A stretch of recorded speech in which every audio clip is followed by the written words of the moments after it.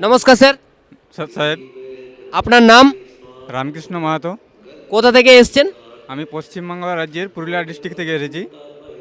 তো এখানে কিসের জন্য এসেছেন? আর এখানে আমাদের গুরুজি পূজনীয় গুরুজি সন্ত রামপালজি মহারাজের বৌদ্ধ দিবস উপলক্ষে আমরা এখানে এসেছি।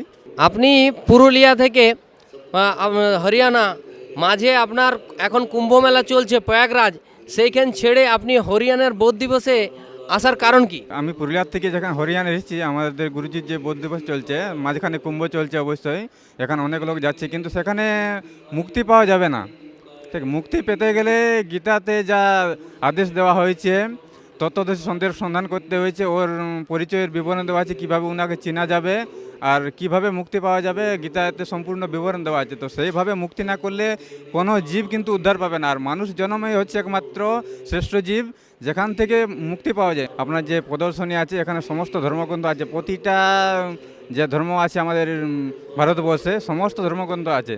এখানে সমস্ত ধর্মগ্রন্থ মিলিয়ে আপনি দেখতে পারেন যে আমাদের পূজনীয় গুরুজি কি বলছে বা শাস্ত্রের সাথে মিলছে কিনা, আপনি সমস্ত কিছু মিলিয়ে দেখতে পারেন। তো জনগণের উদ্দেশ্যে আপনি কি বলতে চান? জনগণের উদ্দেশ্যে আমি এটাই বলবো যে আপনারা সকলে আমাদের গুরুজি যেটা বলছে সেটা আপনার শাস্ত্রের সাথে মিলিয়ে দেখুন যে সঠিক বলছে কি ভুল বলছে। তারপরে আপনারা আমাদের শতলোক আশ্রম যা আছে বা আমাদের যা সেবাদান কেন্দ্র আছে, নামদান সেন্টার আছে, সেখানে যান, বা আমাদের যারা ভক্ত আছে ওনাদের সাথে পরিচালনা করুন, মানে জ্ঞান চর্চা করুন।